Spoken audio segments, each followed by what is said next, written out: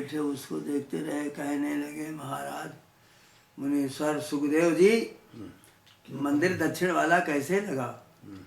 और उसमें नीलम है, भीतर में था, नीलम की आंखें बनी थी, प्रकाश उसका बहुत था, और पश्चिम वाले में उससे भी ज्यादा प्रकाश था। कह महाराज मैं उत्तर पूरब पश्चिम कुछ नहीं जानता, मैं तो ये दूध ही देखता रहा कि कहीं एक बूंद गिर गया तो मृत्यु दंड हमको मिलेगा। इसी प्रकार से जो खाली उस आत्मा का ही अनुभव करता है और उसी को बराबर देख रहा है, श्वास प्रश्वास चलती जा रही है, वो बराबर उसी को देख रहा है, तो ये संसार का देखना उसका बंद हो गया। दीवाल खड़ी है, हम देख रहे हैं कि दीवाल नहीं है। वृक्ष खड़ा है, हमको वृक्ष नहीं दिखाई दे रहा।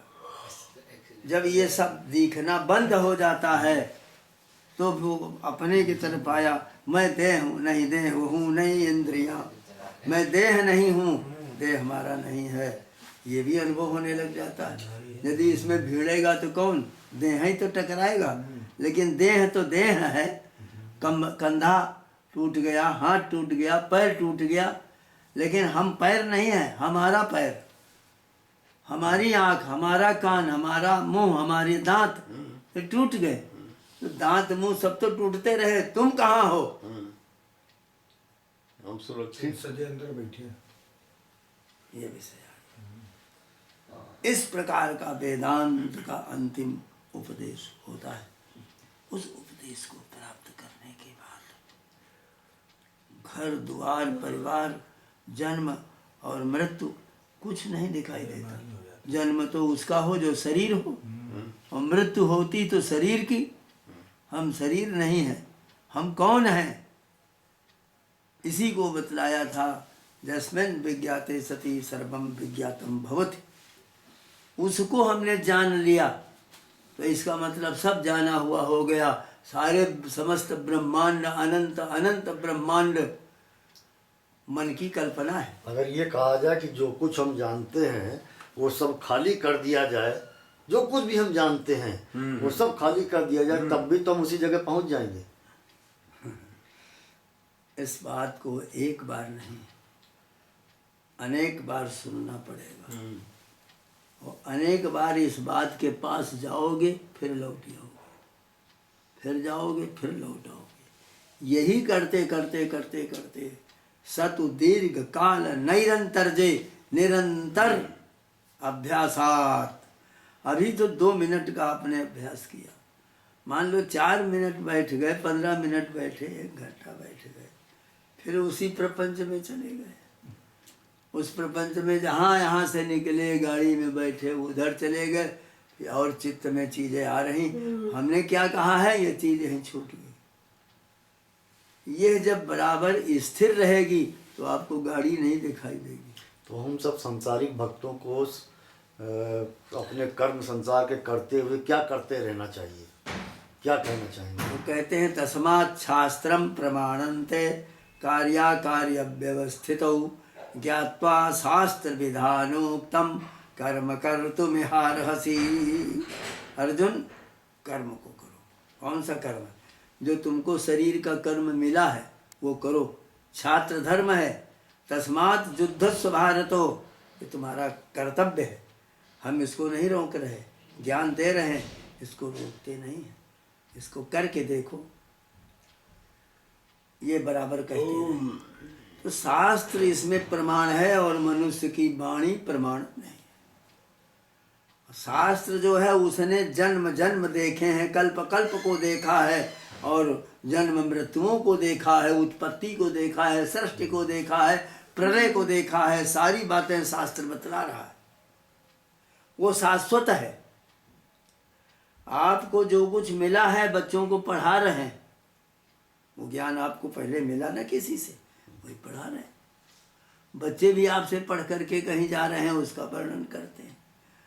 तो वो शाश्वत जो है शब्दात्मक, वो आपको किसी से मिला, उसको दूसरे से मिला, तीसरे से मिला, इसका भी अंत नहीं है, लगाते चले जाओ। पता ही नहीं कब से मिल रहा है। पढ़ा हूँ भव सिंधु में उबारो नाथ, कब से पढ़ा हूँ।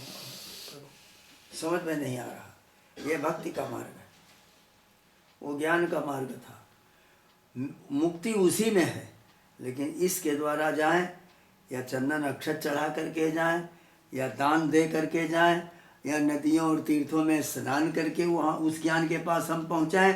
कैसे हम पहुँचें कि यह विधि नाथ होए हित मोरा, करो तो बेगी दास मैं तोरा। प्रभु हमारे बस का तो यह नहीं, हम इसको कुछ नहीं कर सकते। हमको तो वही भक्ति अपनी देव, और कुछ नहीं चाहिए। हर तरह से हमने माथा लगाया, लेकिन स्थिति बनती नहीं है। रोते रोते और हंसते हंसते और मरते मरते और पैदा होते होते आनंद काल बीत गया। ये प्रार्थना किससे करी है? हाँ? किससे की है? अपनी ही आत्मा से। यह आत्मा ही सब कुछ है। वही ब्रह्म है। हमने तो गुरुदेव को देखा, उनके शरीर को देखा, आपको देखा, आपको सुना, आपको समझा, आपको जाना। हम आपको ही राम माने, हम आपको ही श्याम माने, आपको ही राधा माने, आपको ही ललितांबा माने, आपकी प्रार्थना करें। क्योंकि जो हमने देखा जाना, हम उसी को माने। हम इनको क्यों माने? हम आप ही को राम मान लेते हैं। आप ही के द्वारा हम जो कहना चाहते वो उत्तर आ गया। ये प्रश्न पैदा होता है कि हम क्या करें, क्या करें, किसको। लेकिन ये प्रश्न हमको कब करना चाहिए, ये शास्त्र बताता है। तब सुबह प्रातः काल हुआ, हमको ज्ञान है प्रातः काल का, अनुभव हो रहा है कि सूर्य उदय हुआ है, तो संध्योपासन करो। यदि अनुभव है प्रातः की, प्रातः काल का हमें ज्ञान है, तो प्रातः कृत्य वो करो। उस कृत्य को में तुमको घंटा 2 घंटा लगेगा। अब तुमको याद है कि ऑफिस जाना है, तो ऑफिस जाओ। ऑफिस में क्या करना है ये तो आपको मालूम है, वहाँ कागज पत्तर रखे हुए हैं, ये आपको पता है। जब वहाँ से लौट के घर आ जाओ तो मालूम होगा आपको कि हाँ सायंकाल हो गया, 5-6 बजा हुआ है। तो अब हमको क्या करना है? शास्त्र ने बता दिया,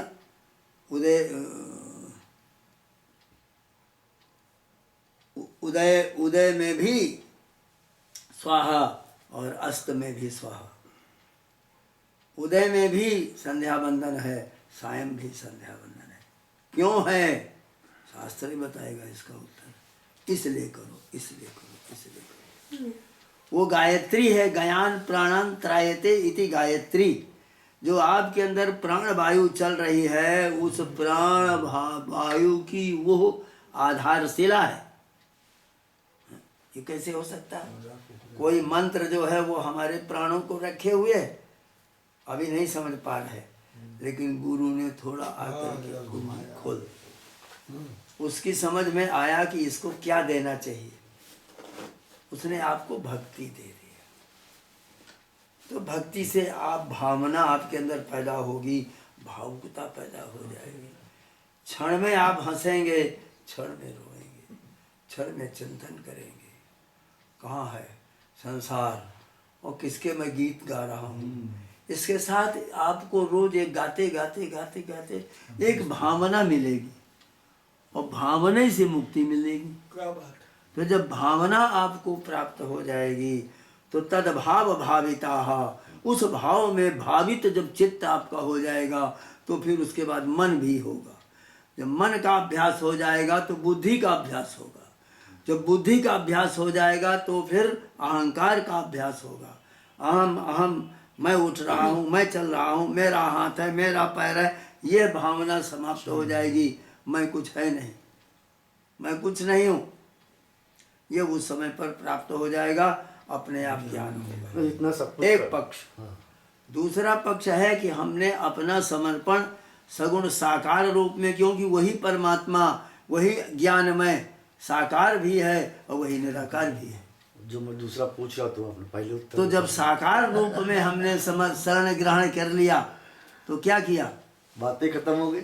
हम यही प्रश्न पूछ रहे थे, आपने उसका उत्तर पहले कह दिया। जब आपने कहा दूसरी बात रुको, तो वही हम पूछ रहे थे आपसे कि ये सब कुछ करने की झंझट मोल लेने के बजाय अगर गुरुदेव को अपने चरणों में समर्पित कर दो तो ये सब करने की जरूरत ही नहीं रहा है। तो उसका उत्तर आपके पास रुको दो दूसरा। ये इतने दिनों के सत्संग का ये सार था। इतने दिनों तक सत्संग में सुनते सुनते सुनते सुनते उसका ये सारभूत था। जड़ भरत ने कहा था भागवत में, दुरत्यय ध्वन्य जया निवेशितो अजया माया, माया के द्वारा बहुत दुख से अंतिम स्थान तक पहुंचने वाले इस मार्ग में इसका अंत है ही नहीं। दिन रात चलते रहो, पैदा होकर फिर चलो, फिर मरो, फिर इसी में चलो, फिर मरो, फिर इसी में चलो। वो एक चक्र है। जन्म जन्म से आप चलते चले आ रहे हैं और जन्म जन्म से आप बोलते भी चले आ रहे हैं, सुनते भी चले आ रहे हैं, देखते चले आ रहे हैं, लेकिन इस अंधकार का अंत नहीं हो रहा। हमें कहाँ जाना है ये पता नहीं लगा। और जब ज्ञान हो जाएगा तो वही कस्तूरी कुंडल वाला जैसा कह रहे थे कि उसको मालूम है कि तो हमारे ही अंदर है, बाहर भटक रहे थे। तो इसी प्रकार से ये ज्ञान धीरे धीरे शास्त्रोचित कर्म करते हुए भक्ति को अपने पास में रखे रहो। समर्पण भक्ति ही सब सर्वश्रेष्ठ होती है और साधारण भक्तियाँ जो हैं वो रास्ता दिखाती हैं, उनमें और बहुत समय तो आपका कहना ये है कि जो मैं कह रहा हूँ कि जो कुछ है सब सद्गुरु की कृपा से मिलना है, तो सीधा सीधा उसके चरणों में पड़े रहिए, कुछ करने की जरूरत नहीं। जो बताए उसको चिंता होगी वो स्वयं ही। जब उनके चरणों में गिर जाओगे तो अल्टीमेटली वो खुद ही कहेंगे ताको गुरु वो स्वयं है और स्वयं करे उपदेश। आ गया, वो स्वयं ही आपको उपदेश करेगा और अब ये करना है, अब ये करना है। तो ये कैसे मालूम पड़ेगा? सुनाई पड़ेगा? नहीं, आपका चित्त ही उसमें वो देगा, अपने आप करने लगेंगे। आपके अपने चित्त में आपके वो दे देगा प्रेरणा। उसी को प्रेरणा करते हैं। वो प्रेरणा जब दे देगा तो चित्त उसी तरह का हो जाएगा, गुरबाणी हो जाएगी, उसी तरह का चित्त आपका हो जाएगा। ऐसी ये ज्ञान की भूमिका इस प्रकार की। जय हो, जय हो, जय श्री राम, जय श्री राम, जय श्री राम। क्षमा करिए गुरु जो कुछ गलत पूछ दिया। ये भक्ति ही आपको वहाँ तक पहुँचाएगी। आज भागवत के महाभारत के पौलोम आदि पर्व का 15वां अध्याय है। आस्तिक महाराज का जन्म है इसमें। सौतिर्वाचो मात्रा ही भुजगा सप्ताह पूर्वम ब्रह्म विदाम्बर जन्मे जय से वो यज्ञे भक्षत्यनिल सारथी। हे ब्रह्म व्रताओं में, ब्रह्म वेत्ताओं में, ब्रह्म के जानने वालों में श्रेष्ठ, सर्वश्रेष्ठ सौनक जी, नागों की माता कद्रू ने सर्पों को ये श्राप दिया था कि तुम्हें जन्मेजय के यज्ञ में अग्नि भस्म कर डालेगी। अब यहाँ देखो ये कथा प्रसंग इतना अच्छा है कि जन्मेजय ने यज्ञ किया सर्पों को भस्म करने के लिए, तो उनको प्रेरणा देने वाला वह एक ब्राह्मण मिला जो बराबर कहने लगा कि आप इतने बड़े राजा, आपके पिता को इस तरह से सर्पों ने भस्म कर डाला और आप उसके लिए कुछ नहीं सोच रहे। अरे उन सारे समस्त सर्पों को मैं भस्म कर दूंगा, ऐसा मंत्र जानता हूँ। बदला लेना, तुम पुत्र हो और पिता के शत्रु के बदला नहीं ले सकते हो, धिक्कार है तुमको। ये वो कहता रहा। उन्होंने मंत्रियों से सबसे पूछा, कहा हम तो बहुत छोटे थे लेकिन हाँ सुना है कि ऐसा हुआ है, यज्ञ करना चाहिए तो करो। बुलाया सब विद्वानों को, सबको। तो उसको तो वो जो कुंडल लेकर के भागा था तक्षक नाग, उनके ऊपर तो ये बीती थी। और भी उनके गुरु जी ने उनको नाग मंत्र कारिका जो पढ़ाई थी वो उन्हीं को खाली पढ़ाई थी। नागों वाले मंत्र दूसरे किसी के पास में नहीं थे, वही जानते थे और उन्होंने उसका उपयोग किया, राजा को समझाया। अब सर्प मरेंगे कैसे, ये प्रसंग आ गया कि नाग माता कद्रू ने सर्पों को शाप दिया था कि तुम्हें जन्मेजय के यज्ञ में अग्नि भस्म कर डालेगी। तस्य सापस्य शांतिरथम प्रतिदोपन्न गौतमः स्वसारम रसये तस्मै सुव्रतारे महात्मने सततां प्रतिजग्राह विधि दृष्टेन कर्मणा आस्तिको नाम पुत्रश्च तस्यां यज्ञे महामना। उसी साप की शांति के लिए नाग प्रवर जो श्रेष्ठ वासुकी थे, उन्होंने सदाचार का पालन करने वाले महात्मा जरत्कारु को अपनी बहन जरत्कारी उसका नाम था, उसका विवाह कर दिया कि हमारी बहन जो है जरत्कारु को हमने विवाह किया, अब इससे जो संतान होगी वो जरूर कुछ रक्षा करेगी। जन्मेजय तो मनुष्य हैं,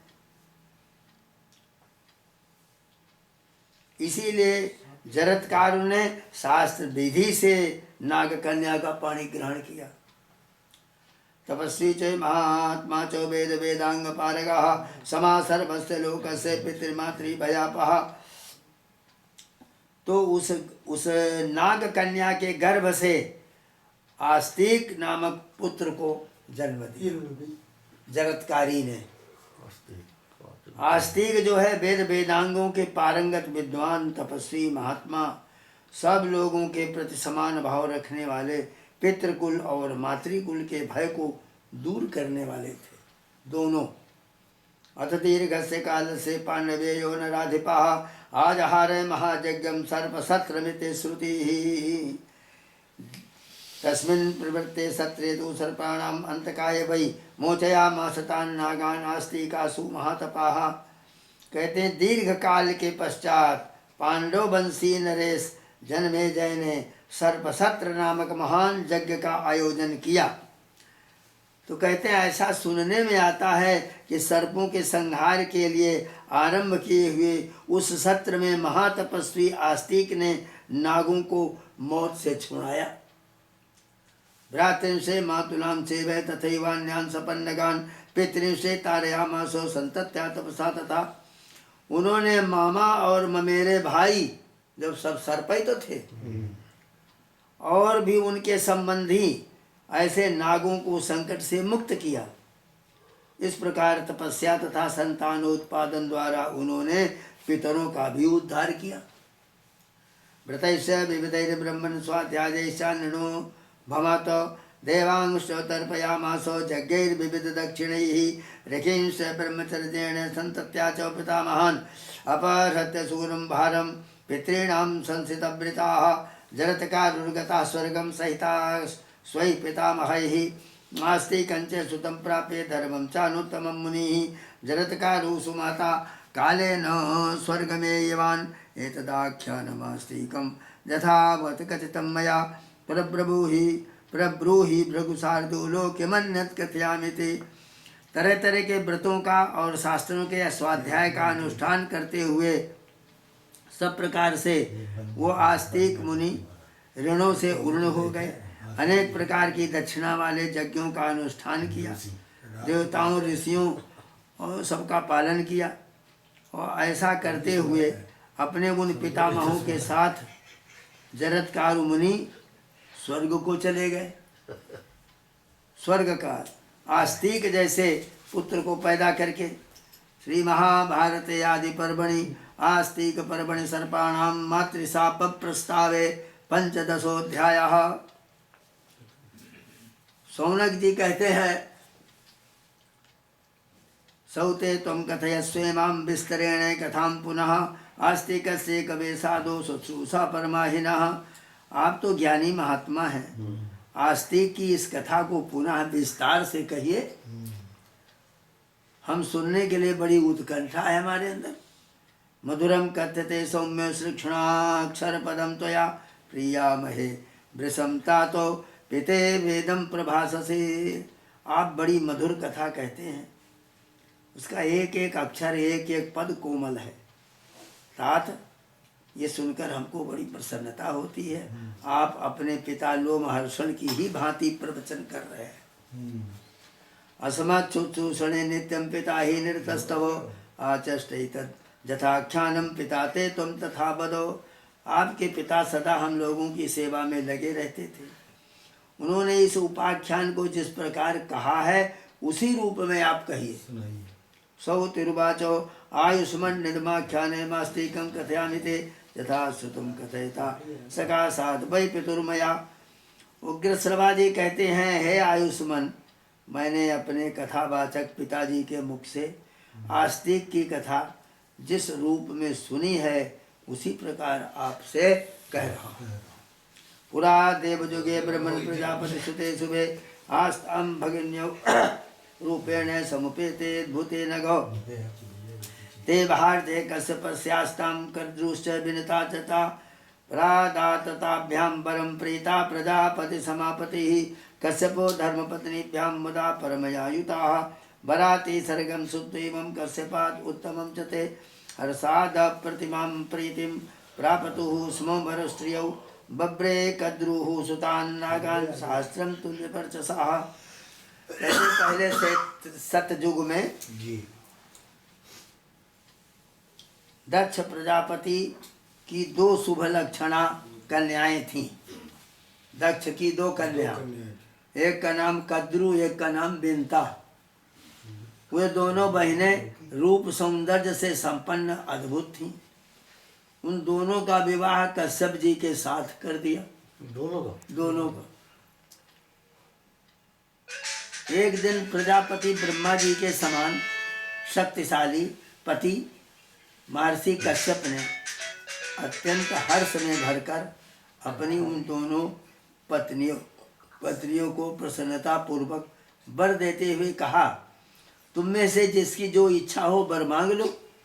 इस प्रकार कश्यप जी से उत्तम वरदान मिलने की बात सुनकर प्रसन्नता के कारण दोनों सुंदरी स्त्रियों को बड़ा आनंद हुआ।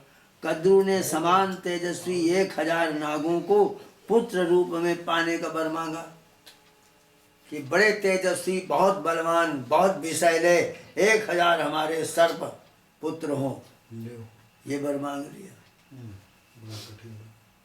विषैले 2 पुत्रो विनता बब्रे कद्रु पुत्राधिको बले तेजसा बपुषा चैवे विक्रमेण अधिको चतौ।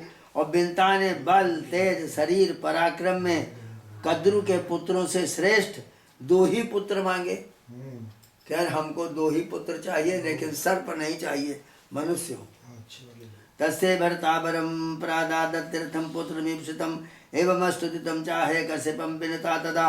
विनता को पति देव ने अत्यंत अभीष्ट 2 पुत्रों के होने का वरदान दे दिया। उस समय विनता ने कश्यप जी से एवमस्तु कहकर उनके दिए हुए वर को शिरोधार्य कर लिया। यथावत् प्रार्थितम लब्ध्वा वरम तुष्टा भवत् तदा कृतकृत्या तु विनता लब्ध्वा वीर्याधिकौ सुतौ। अपनी प्रार्थना के अनुसार ठीक वर पाकर बहुत प्रसन्न हुई। कद्रु के पुत्रों से अधिक बलवान और पराक्रमी 2 पुत्रों के होने का वर प्राप्त करके विनता अपने कृतकृत्य मानने लग गई। कद्रुश्च लब्धा पुत्राणां सहस्रं तुल्यवर्चसां धार्यौ प्रयत्नतो गर्भात् विद्युक्ता सा महातपा ते भारते वर संतुष्टे कश्यपो वनमाभिशतो। कहते हैं समान तेजस्वी 1000 पुत्र होने का वर पाकर कद्रु भी अपने मनोरथ सिद्ध हुआ समझने लग गई। वरदान पाकर संतुष्ट हो गई। उन धर्म पत्नियों से ये कहकर कि तुम दोनों अपने अपने गर्भ की रक्षा करना। महातपस्वी कश्यप जी इतना कहकर जंगल को चले गए, वन चले गए। सौ तिरुवाचो कालेन माता कद्रु अंडानां 10 जनयामास विप्रेन्द्र द्वेचांडे विनता तदा। बहुत दिनों के बाद कद्रु ने 1000 और विनता ने 2 अंडे दिए।